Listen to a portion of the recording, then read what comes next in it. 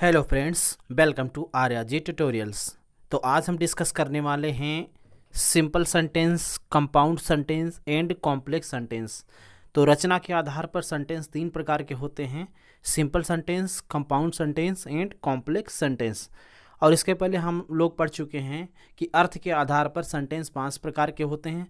तो हम लोग आज डिस्कस करेंगे sentence simple, compound and complex. तो आइए वीडियो शुरू करते हैं। सबसे पहले हम बात करेंगे सिंपल सेंटेंस, जिसे हम साधारण वाक्य या सरल वाक्य कहते हैं। A simple sentence which has only one subject and one finite verb is called a simple sentence. Simple sentence के अंदर एक सब्जेक्ट और एक फाइनाइट वर्ब होता है, उसे हम सिंपल सेंटेंस कहते हैं। अब जानते हैं ये फाइनाइट वर्ब क्या होता है। तो वह वर्ब जो सब्जेक्ट, पर्सन या टेंस के अकॉर्डिंग चेंज हो जाता है, उसे हम फाइनाइट वर्ब कहते हैं। नॉन फाइनाइट वर्ब क्या होता है? नॉन फाइनाइट वर्ब वह वर्ब जो सब्जेक्ट, पर्सन या टेंस के अकॉर्डिंग चेंज ना होता हो, उसे हम नॉन फाइनाइट वर्ब कहते हैं। तो मैं यहाँ आपको तीन सेंटेंस बताऊंगा और इसी तीनों सेंटेंस के अंदर आपको क्लियर हो जाएगा फाइनाइट और नॉन फाइनाइट वर्ब के बीच में अंतर। राइट, 1 2 3। पहला सेंटेंस है I like swimming, and second he like swimming, and third you liked swimming. अब पहले सेंटेंस में आई लाइक स्विमिंग, सेकेंड में है लाइक्स कर दिया, पर्सन चेंज हो गया, और थर्ड सेंटेंस में लाइक्ड कर दिया, टेंस चेंज हो गया।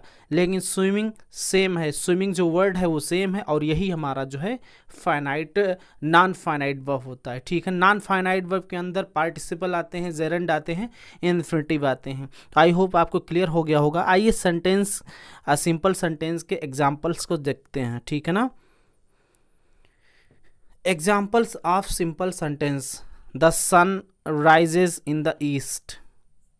Milton was a famous English poet. He wrote a letter to his father. तो पहले सेंटेंस में आप देख सकते हैं, यहाँ पर सन हमारा सब्जेक्ट है, राइजेस हमारा वर्ब है, यानी एक सब्जेक्ट और एक वर्ब। मिल्टन दूसरे सेंटेंस में, मिल्टन सब्जेक्ट है, वाज वर्ब है।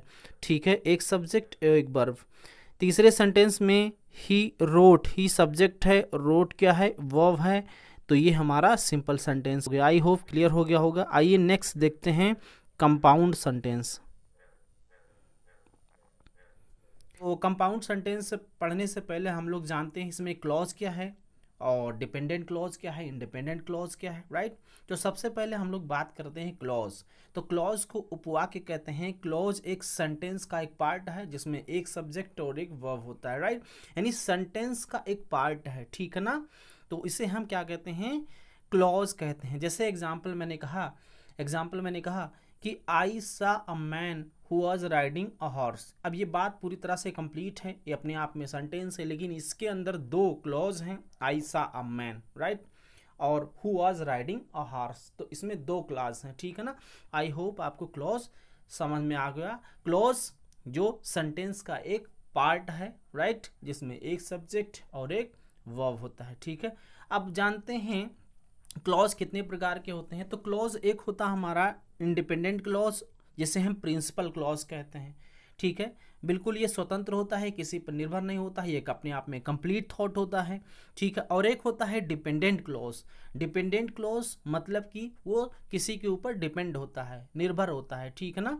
तो ये कंपाउंड सेंटेंस के अंदर इसको हम लोग पढ़ेंगे।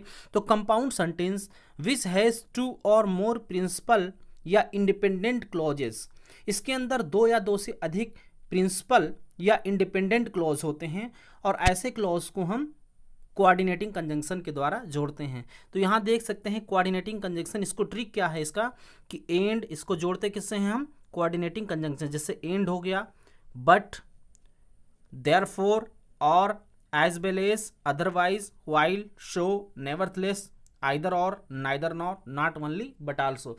ये कुछ मेजर जो है शब्द दिया है इसमें, और इसी के माध्यम से हम लोग पूरी तरह से क्लियर हो जाता है कि हमारा कंपाउंड सेंटेंस किससे जोड़ते हैं। ठीक है, एग्जाम्पल देखते हैं कंपाउंड सेंटेंस के। पहला एग्जाम्पल है walk fast otherwise you will miss the train. अब इसको हमने किससे जोड़ा है? अदरवाइज। ठीक है, यहाँ पर दो क्लॉज से जुड़ा है, वॉक फास्ट और एक you will miss the train.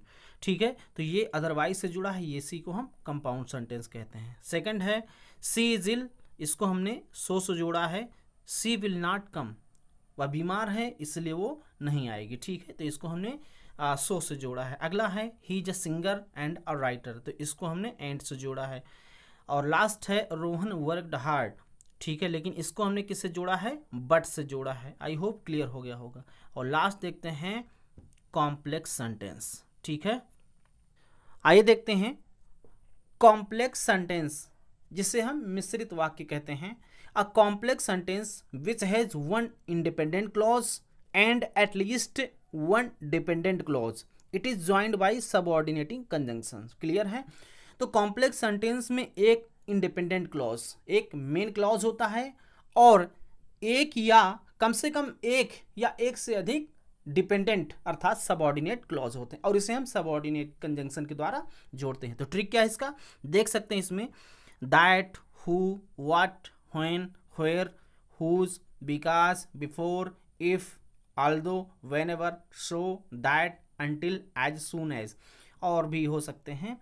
तो ये याद रखिए आप, इससे हम जोड़ते हैं कॉम्प्लेक्स सेंटेंस, ठीक है। इसके अंदर एक इंडिपेंडेंट क्लॉज होते हैं, ठीक है, और कम से कम एक या एक से अधिक डिपेंडेंट क्लॉज होते हैं, ठीक है।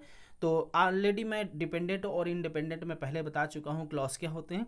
आइए एग्जाम्पल देखते हैं, ठीक है। Examples of complex sentence, I don't like him because he is honest, ठीक है। अब यहाँ पर देख सकते हैं इसको बिकॉज से जोड़ा गया है, तो ये हमारा कॉम्प्लेक्स सेंटेंस हो जाता है। Although he worked hard he failed, ठीक है। अब आल्दो से जोड़ा है, ठीक है। We know that the train is late. Next है I don't know where he lives, मुझे नहीं पता वह कहाँ रहता है।